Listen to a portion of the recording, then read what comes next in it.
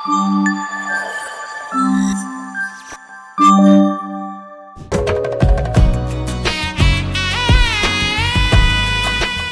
పెళ్ళైన తర్వాత own house తీసుకోవాలి అని.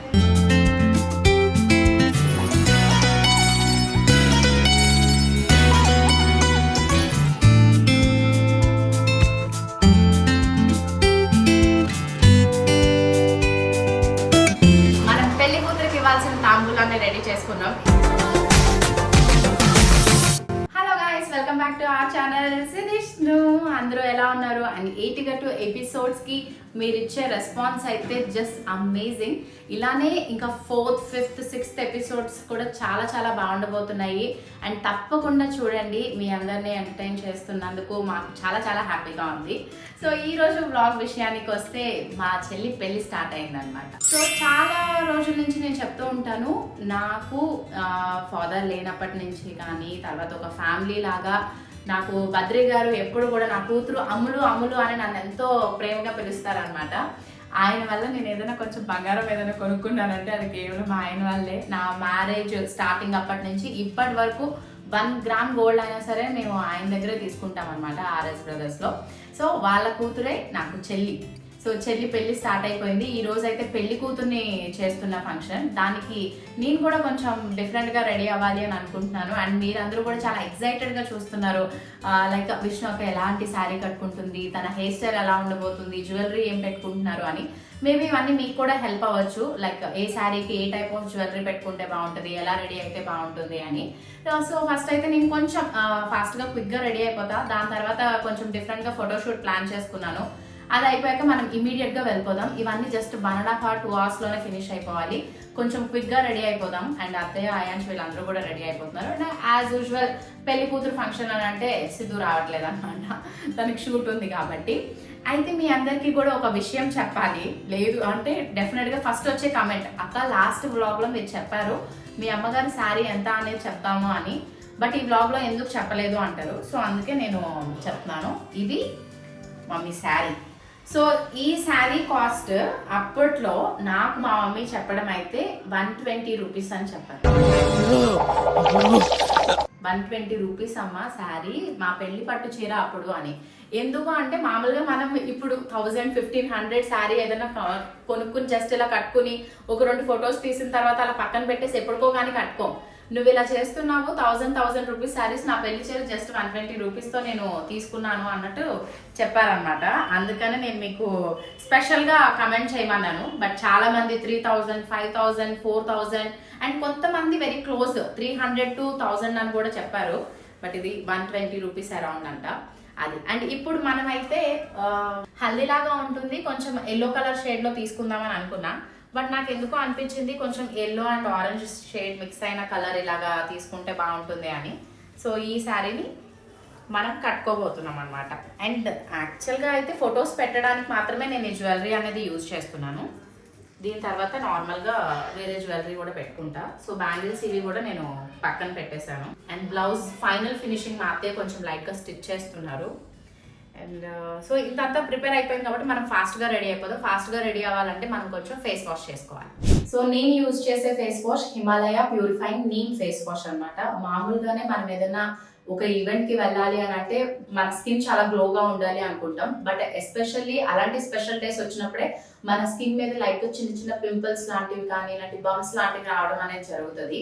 సో అలాంటివి ప్రివెంట్ చేయాలి అని అంటే మనం డెఫినెట్గా Himalaya purifying neem face wash అనేది యూజ్ చేయాలి. అండ్ ఇది ఆల్మోస్ట్ నేను నా టీనేజ్ ఉన్నప్పటి నుంచి కూడా యూజ్ చేస్తున్న ఫేస్ వాష్. జస్ట్ పింపుల్స్ అని అంటే మెయిన్ నీమ్ ఫేస్ వాష్. అది ఎందులో ఉంది అంటే హిమాలయ బ్రాండ్ అనమాట. I really trust this product. Himalaya Purifying Neem Face Wash లో 100% naturally derived neem ఉంటుంది.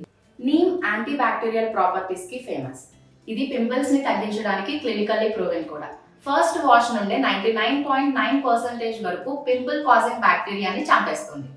ఇది వాడటం చాలా సింపుల్. ఫస్ట్ ఫేస్ ని వెట్ చేసుకోవాలి. ఈ జెల్ ని ఫేస్ కి అప్లై చేసి సర్క్యులర్ మోషన్ లో మసాజ్ చేయండి.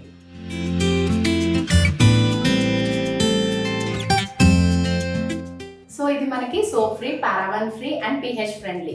సో డైలీ 2 times యూజ్ చేస్తే సరిపోతుంది మనకి. అండ్ స్కిన్ మీద చాలా జెంటిల్ గా కూడా ఉంటుంది.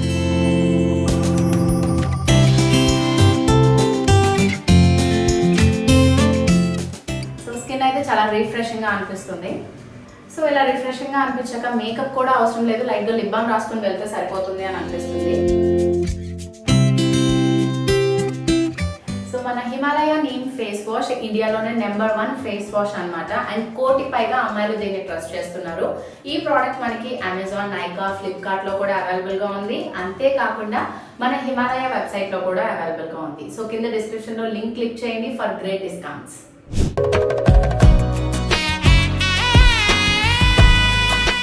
చాలా క్విక్గా రెడీ అయిపోయాను. బట్ ఇంకా ఫ్లవర్స్ అవి పెట్టుకోలేదు, బ్యాంగిల్స్ వేసుకోలేదు. కానీ నేను ఇంట్లోనే ఒక చిన్న ఫోటోషూట్ లాగా ప్లాన్ చేసుకుంటా కదా, ఈసారి మాత్రం కొంచెం డిఫరెంట్గా ప్లాన్ చేసాం. అది ఫోటోషూట్ చేసేటప్పుడు మీకు తెలుస్తుంది అనమాట. బ్యాంగిల్స్ ఇలా పెళ్ళిది కాబట్టి వేసుకోవాలి.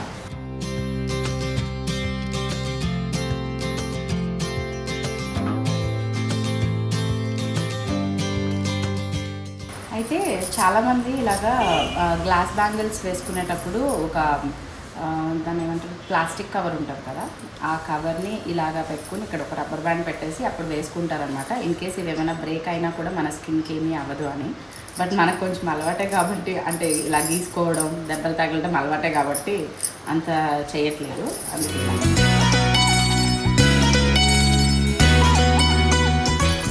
ఇంకా ఫ్లవర్స్ పెట్టుకోవాలి. మనం పెళ్లి కూతురికి ఈ శారీ పెడదామని అనుకుంటున్నాను అనమాట. నాకైతే చాలా బాగా నచ్చింది ఈ కలర్ ఇదంతా. అండ్ దీంట్లో మనము ఏవైతే ప్యాక్ చేస్తున్నామో అవన్నీ కూడా చూపిస్తా. సో శారీని ఇలాగా గిఫ్ట్ బాస్కెట్లో పెట్టేశాను. సేమ్ బ్యాంగిల్స్ కూడా తీసుకున్నాను, polishers, 1 sticker packet, hair band, main importantly Kajal, 2 sari pins. ఇంట్లోనే నేను స్వీట్ ప్యాకెట్, అలాగే సమ్మర్ స్పెషల్ మల్లెపూలు, అండ్ నేను ఇవ్వాలి అని అనుకుంటున్న గిఫ్ట్ ఇదన్నమాట.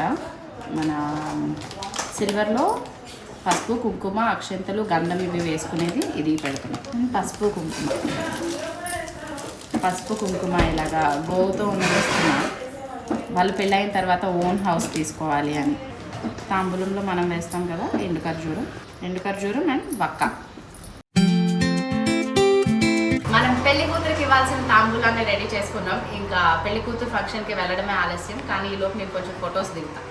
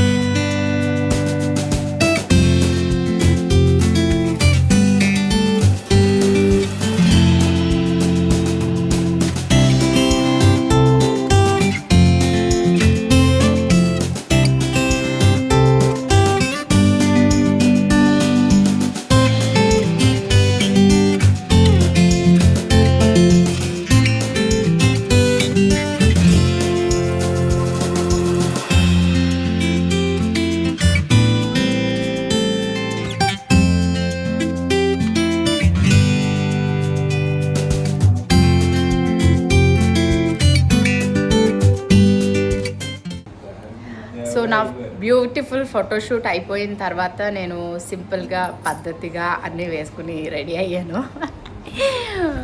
అది మ్యాటర్. ఇప్పుడు మనం పెళ్లి కూతురు ఫంక్షన్కి వెళ్తున్నాము. మీరంతా అనుకుంటారు కదా ఇవన్నీ చేసుకుని వెళ్ళేటప్పటికి అక్కడ ఫంక్షన్ అయిపోతుంది అని. అందుకే చాలా ముందు లెగుస్తాను నేను. 4 o'clock 5 o'clock అలా లెగిసి ఇవన్నీ కూడా నీట్గా ప్లాన్ చేసుకుని ఆ టైం వరకు అన్నీ సెట్ చేసుకుంటా. లేకపోతే అక్కడికి వెళ్ళి వచ్చిన తర్వాత ఇవన్నీ చేసుకోవచ్చు అనమాట.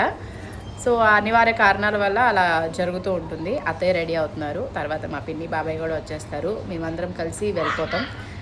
సిద్ధు రావట్లేదు. అక్కడికి వెళ్ళిన తర్వాత ఆ హడావిడి అంతా మనం చూద్దాం. రెడీ అయ్యి బయలుదేరుతున్నాం. పిన్ని ముగ్గురం అనుకోకుండా అందరం ఒకటే కలర్స్.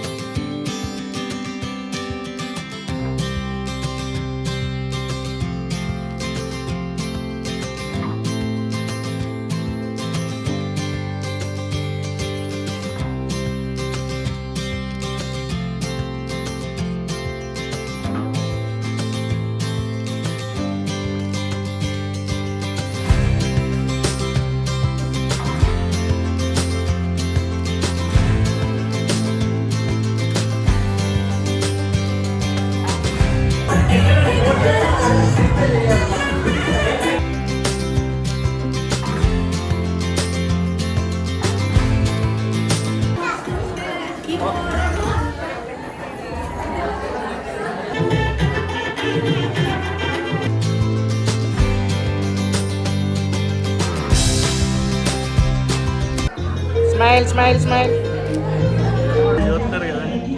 మా డాడీ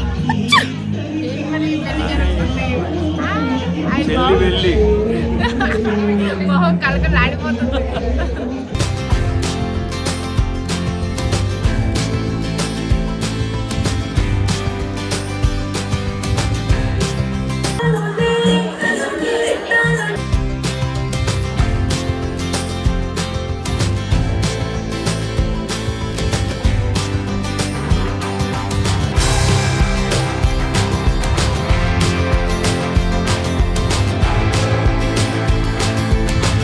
శ్రేయోభిలాసులకి మిత్రులందరికీ పేరు పేరున కృతజ్ఞతలండి.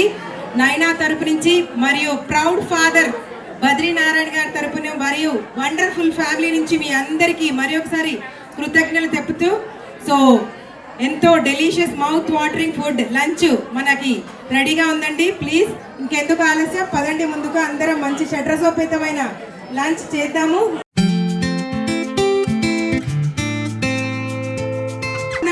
So big round of applause. ఈ పాట మనందరి కోసం డెడికేట్ చేస్తాను. Thank you ma'am, thank you very much, thank you.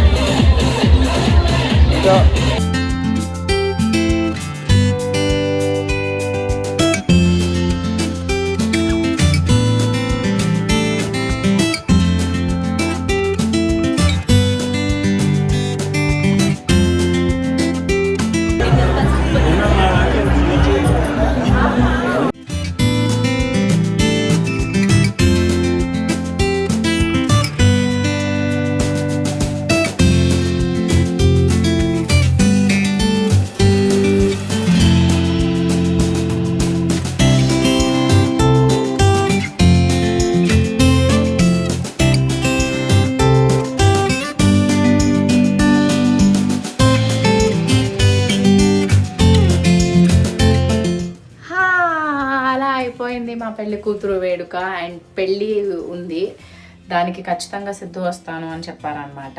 So చాలా చాలా మాట్లాడుకున్నాం, బట్ అక్కడ ఎక్కువ డీజే ఇవన్నీ ఉండడం వల్ల ఆ వాయిస్ కానీ ఆ మాటలు కానీ అన్నీ క్యాప్చర్ చేయడం అవ్వలేదు. అండ్ ఫుడ్ తినేటప్పుడు కూడా క్యాప్చర్ చేయడం అవ్వలేదు.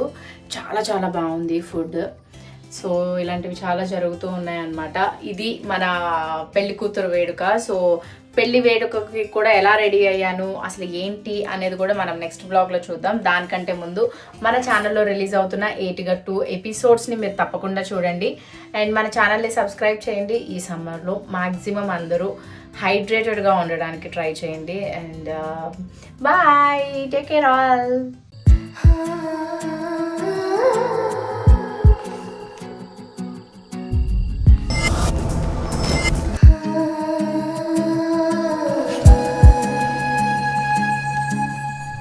అరే, అన్ని బుక్స్లోనే అండర్లైన్ చేస్తున్నాయండి. అంటే నాకు దొరికిన పుస్తకం ఈ రాధదేనా?